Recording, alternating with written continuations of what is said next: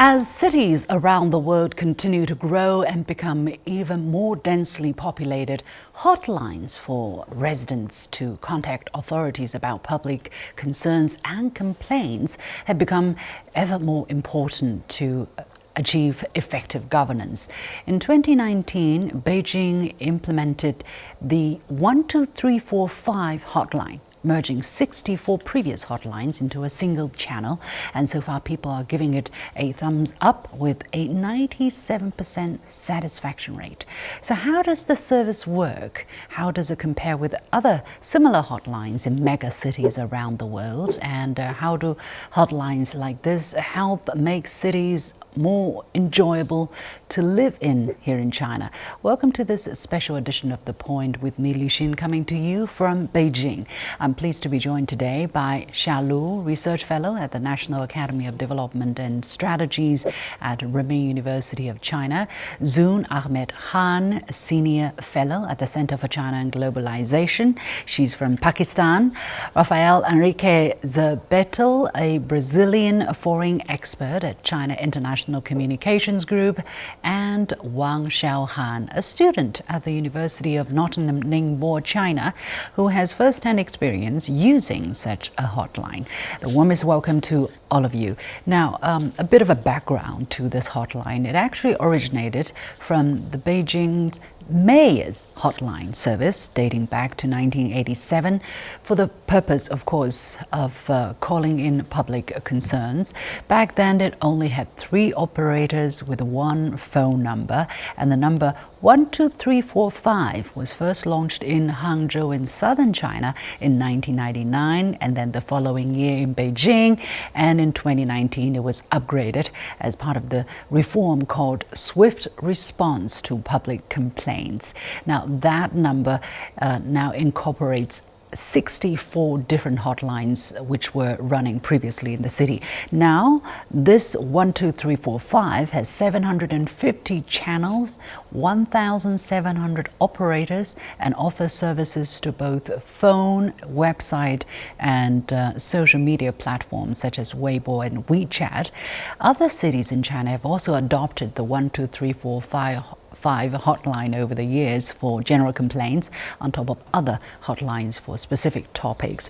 So it is now a national standard hotline and cover around 350 administrative units in China, including provinces and provincial capitals and major cities. So that was a brief idea of this 12345 service. Let me go to Professor Xia here. Help us understand a bit of the context of the reform. Why is the reform necessary? Thank you very much for the question. I think one of the reasons that the 12345 combine and incorporate all the previous hotline is that to provide more convenience for the residents, local residents, to look for help. For example, previously, if we people like us want to call for something like the tax, we need to call 12366. And if you want to call something like the post office, we need to call 12305.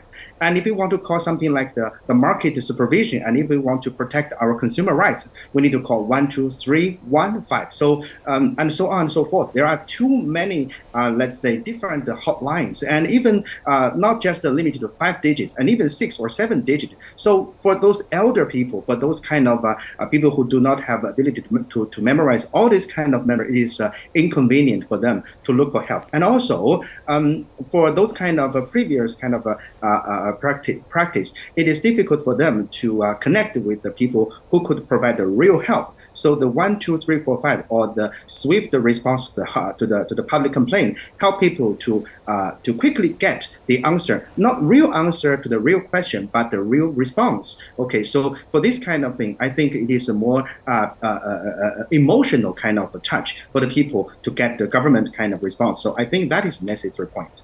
Better experience talking about, but when we're talking about swift, how swift is swift response. Let me go to Wang Xiaohan. I understand you have some personal experience using the hotline. What was it that you wanted to complain about, and was it resolved swiftly? Yeah, okay, thank you for the question. Well, I think as a citizen, everyone has its responsibility to maintain the urban facilities. So, I remember last summer when my father and he drove me to school on the street, I saw some waterlogging roads. And that was a situation solved that last for 2 and 3 days.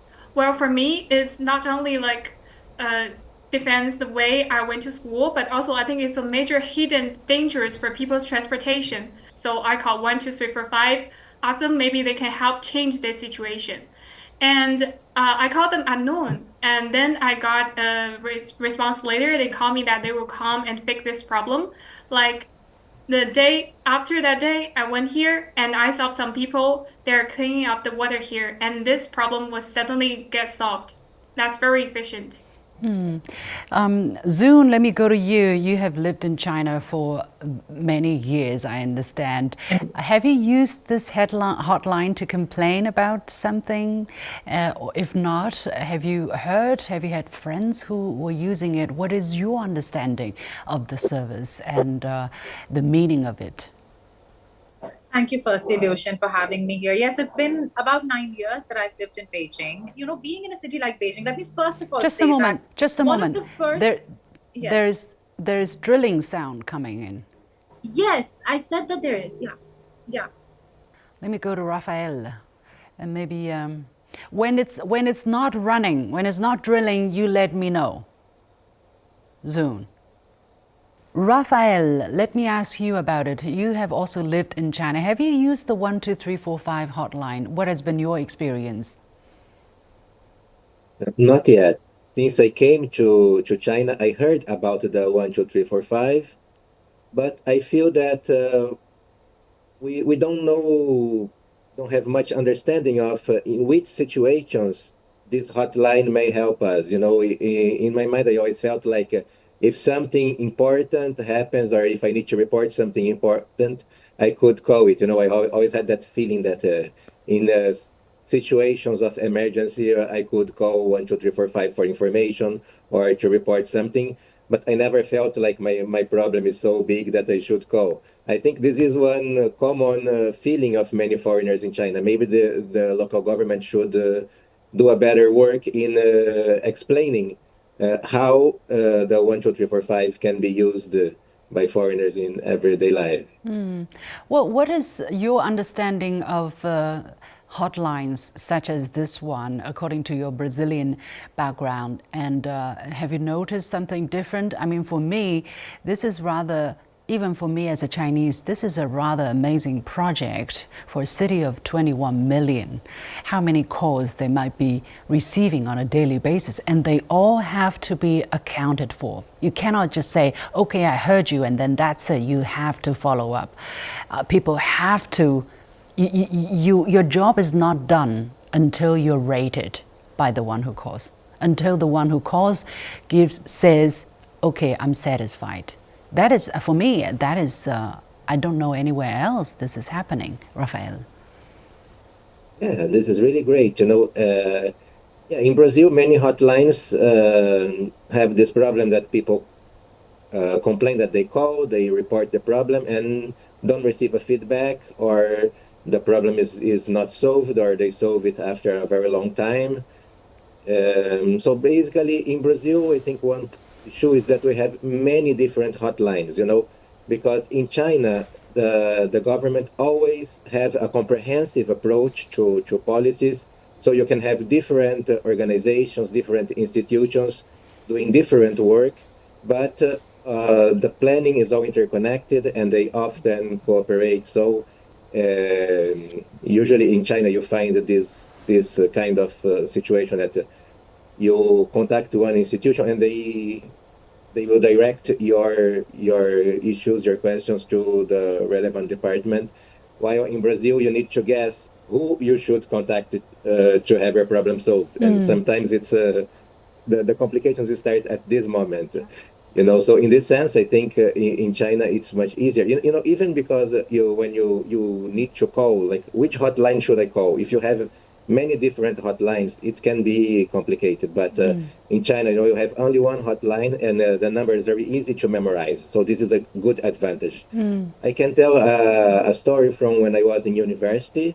There was a dog died near the avenue in front of my house, and then it starts to decompose. It is smelly, and we tried to call the local service of the city government, and they were saying that it was responsibility of the fireman, and the fireman said it's responsibility of the city hall. So they were like two departments of the government, one giving the responsibility to another, and none of them solved our problem. So for many days, until finally they solved it. So this is an example of what the kind of problem you may create when you have different hotlines. I see. Well, Professor Xia, the authority, the Chinese government actually set out a mammoth challenge for itself, right? Because you can imagine for a city of 21 million covering 16,000 square kilometers, that's 70 times the size of the Paris metropolitan area. When everybody can pick up the line and just complain, imagine how many people will do that at the same time and day in and day out. And they have to be swiftly responded. The problem has to be swiftly resolved. Otherwise, the relevant authority, local authority or local government will be asked to, to explain why you didn't fix the problem. How big of a challenge is that, and why does China want to take up such a challenge? Well, I think one of the underlying feature of Chinese government is it is always following the people-centered philosophy, people-centered governing philosophy. So in order to give people that we are really responding to your question, maybe at the spot right now we could not solve the problem, but we can give you a direction. We can give you a kind of emotional smooth that you are heard, you are concerned, your question is being recorded, and the next stage we'll have some kind of special guys to provide you kind of with the facility. For example, solving the noisy problem, just like Zoon in her house, the noisy. Maybe she can just call the 1, 2, 3, 4, 5. Let's say someone is really making a noise, and during the business day, that is the real example we can call. Okay. And I myself I really call this kind of thing. Yeah, you would. Example. Okay, Zoon. Let me get back to you. And hope that the noise is not too loud at this time. Let's try it again. They were very cooperative, so they know the hotline exists, and that acts as a good factor. You went to talk to the and you said went next door and asked them. You said you were going to call 1, 2, 3, 4, 5. I didn't need to call, but I do feel. I mean, like what Professor Xia mentioned, that I think that cooperative environment exists also partially because people like me or anybody on this panel has the option to call a hotline in case people are not cooperative. So I think that might be, an externality, a positive externality of the hotline existing. But wouldn't it become a kind of, abuse? Because if you don't satisfy me, if you don't make me happy, whatever my aspiration is, I'm going to call. No, I agree. It sounds to me that there is a high possibility that this public service, especially at the grassroots, may be hijacked because people have this very powerful tool. It's like a weapon, right? And you can use it preemptively. But here I have to add that honestly, I mean, my experience, I've lived, as you mentioned, for many years in Beijing. I've lived in 6 different apartments. And increasingly, in this current apartment where I am right now, the entire community, we have a WeChat group, which is very vibrant, where all of us, with the local community officers are able to express any complaints, any ideas, any suggestions that we have. So for example, when this drilling started, which was actually a few days ago, some of the residents complained about it. And then, that's actually, I think, a function, a facility available to local residents many in their own communities, maybe others like Rafael and Professor Shah would have a similar experience, that they have these WeChat groups or access to the local community officers as well. And once, that doesn't work, if that mechanism doesn't work, which has not happened in my case, I haven't needed to call the helpline because such issues have always been resolved. Then maybe the hotline is a very important facility. So I think in a way, the hotline's existence, given the fact that, for instance, it has a 97% approval rating, means that even those people just calling to vent have been satisfied with the response.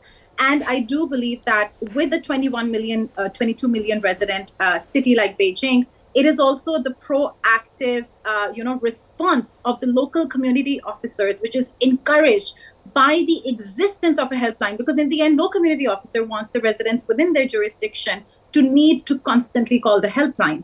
So in a way, it is, I think the existence of the hotline is also creating an environment where people, like normal residents like me, whether they're Chinese or foreigners, have better access to the local community officers as well. Yeah. You talk about, foreign residents having equal access to the local facility and service. Let's take a look at what is happening with a group of international scientists who are living in Huairou, a northern suburb of Beijing, at the Beijing Institute of Mathematical Sciences and Applications. What have been their experience with the hotline? And this is part of a longer 1-hour documentary made by CGTN called Hotline Beijing. Let's take a look at their story.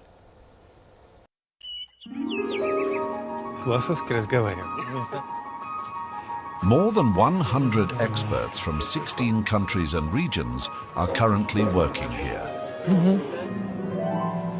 The Beijing Institute of Mathematical Sciences and Applications was established in 2020 by renowned mathematician Xing Yao. It's a symbol of Beijing's ambition to become a global center of science. 以前如果有外国人来到中国，你想工作生活来怀柔这边吧，没有我们想的那么简单。遇到不方便的事儿，人生地不熟的，没有人去给他做对接，该怎么办呢？ Naturally, the district's hotline service doesn't want to receive complaints from some of the smartest people in the world. So they decided to act before the scientists called. 首先，他关注的肯定是他相关的证照的办理。第二，就是他在怀柔的生活是否便捷，比如双语服务呀等等这方面。I'm looking for milk. Fresh milk for like alpha. This one's organic. Okay, thank you very much. Many people to support you. This is a big difference with Italy. Here we are very well supported and also with a large number.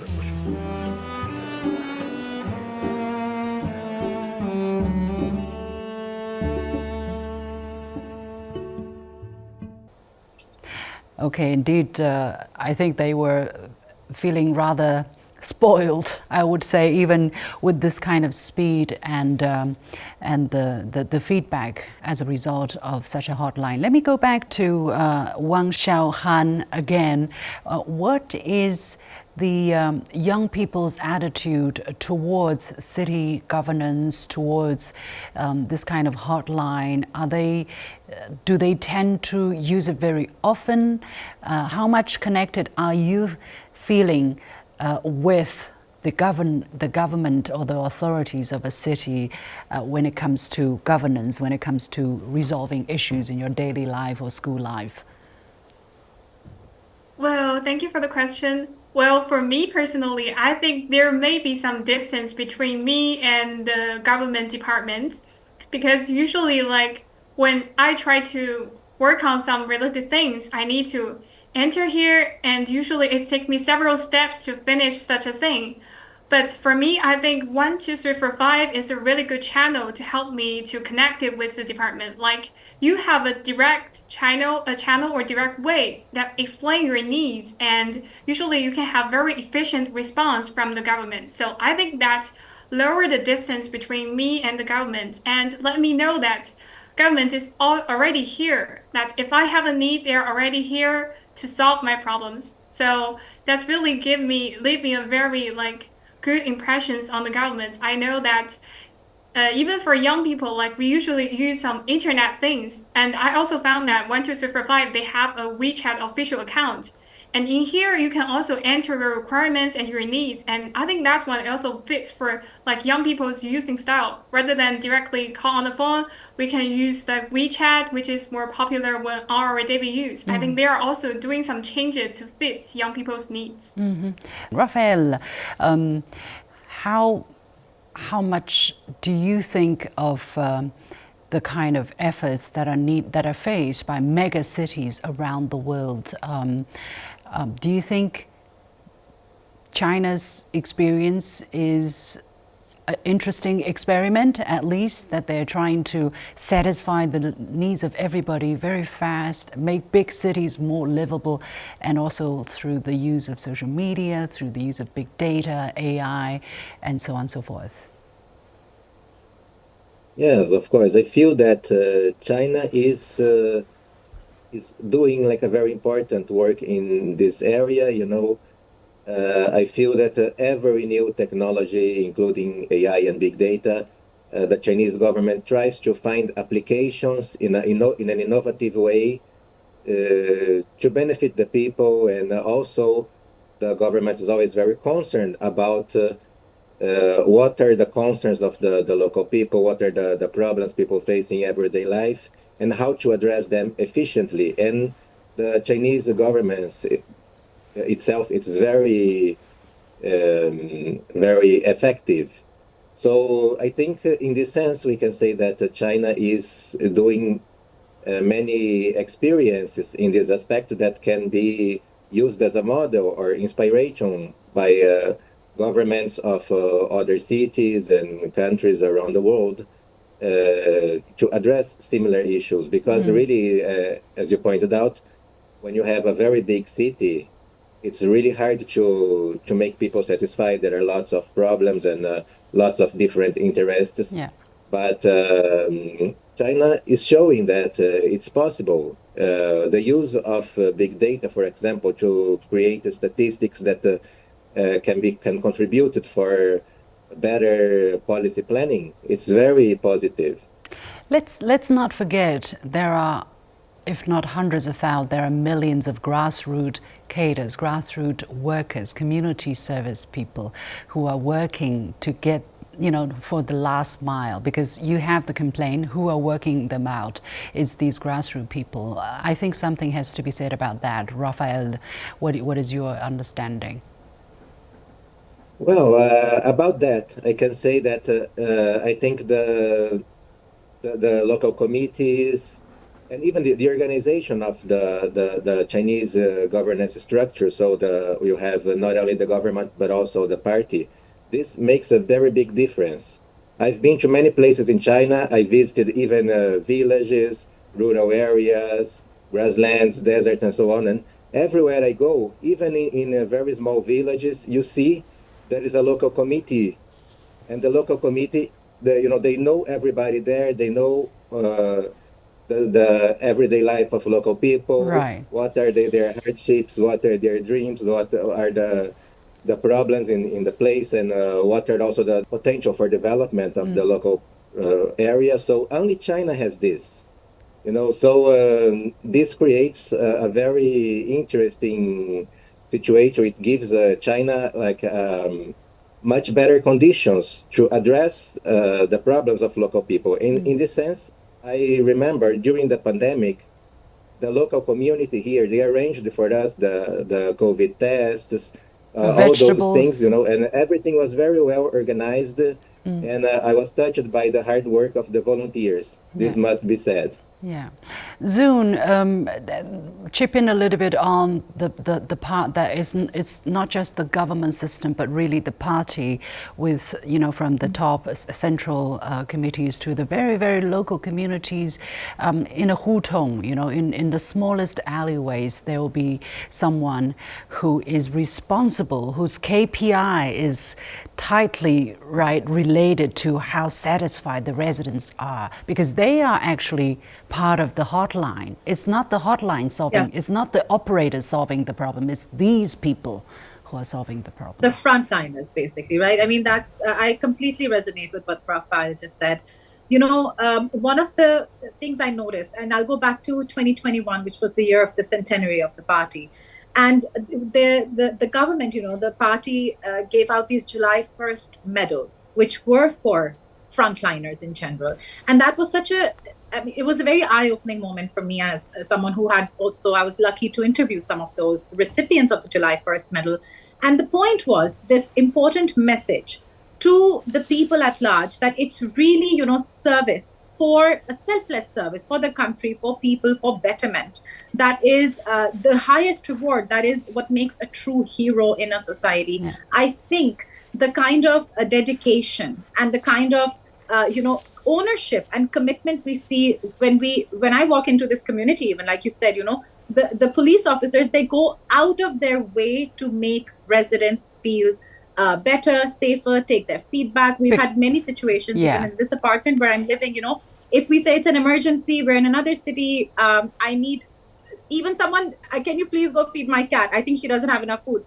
They will do that. They're very caring. They have genuine empathy. And for that, like the relationship between the residents and those people is very strong. So I think the emphasis on the messaging that the real heroes are the ones that are taking society forward, that are there to resolve your issues, and that respect, in essence, as a result, there is a respect by the residents, from the residents towards these frontliners. This is a very important part of the decorum. I'll also quickly mention that, even if I have this conversation with someone in Pakistan, of course, we also have our helplines. We are very keen to deepen collaboration with China. And one of the most important aspects during the Prime Minister's visit this year was digital governance.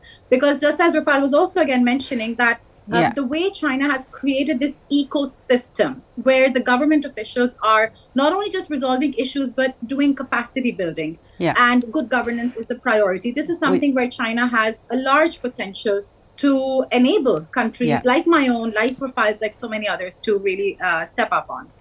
Thank you so much. We have to leave it there. Time has run out. I've been talking to Xia Lu from Renmin University of China, Zoon Ahmed Khan from Center for China and Globalization, Rafael Henrique, Zerbetto, Brazilian expert at China International Communications Group, and Wang Xiaohan from Nottingham, Ningbo, China. I have also used this hotline. It's been a rather unforgettable experience. It's, again, keep it in our mind, it's a city of 21 million. Imagine trying to make everybody happy and quickly. If I don't hang up the phone, the operator is not allowed to hang up the phone. I heard the longest record is 8 hours. Imagine that. Again, it's a work in progress, and I'm sure it will get even better. Many thanks to my guests, and thank you for having followed us on this special edition. I'm Li Xin. Follow me on social media at the handle Li Xin in Beijing. On behalf of the whole team, thank you for watching. You've got the point.